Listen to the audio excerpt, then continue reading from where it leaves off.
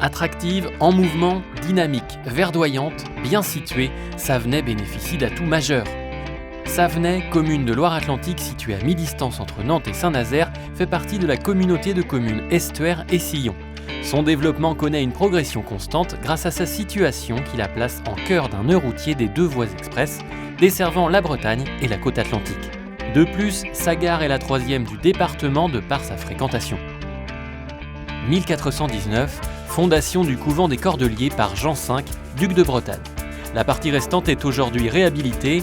Il a accueilli tour à tour la sous-préfecture, l'école normale, le bureau de poste et la perception, la gendarmerie. Marqué par la Révolution, Savenay inscrit son nom dans la mémoire collective pour avoir été le lieu où le général Kléber infligea les 22 et 23 décembre 1793 une défaite définitive aux armées vendéennes.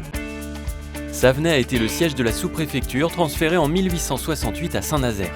En compensation, l'État décide d'installer une école normale d'instituteurs de 1872 à 1912 qui fut transformée en hôpital américain pendant la Première Guerre mondiale pour devenir le lycée Jacques Prévert.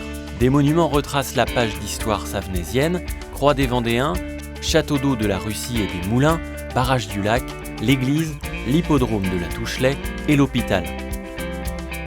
La démographie prévisionnelle dépasserait les 10 000 habitants à l'horizon 2030. Le plan local de l'habitat prévoit 80 logements par an en moyenne pour une production de locatifs sociaux de 26% et de 6% de logements en accession abordable.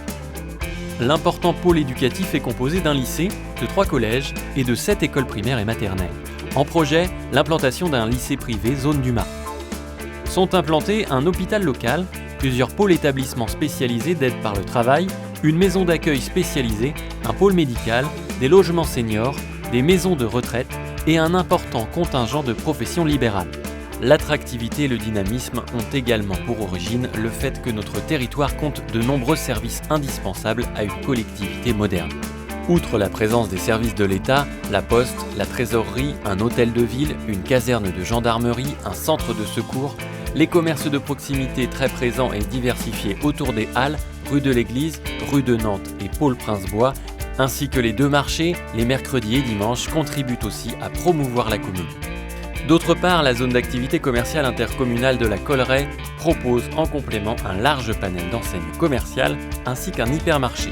Elle poursuit son développement. La qualité du cadre de vie et l'offre de loisirs attirent une population toujours plus nombreuse. Une vie urbaine au cœur de la campagne. Un pôle de loisirs au lac avec un camping, un parcours accrobranche et son parc d'attractions familiales, des activités nautiques, de nombreux chemins de randonnée, la piscine intercommunale. Plus d'une centaine d'associations actives proposent diverses disciplines au dojo.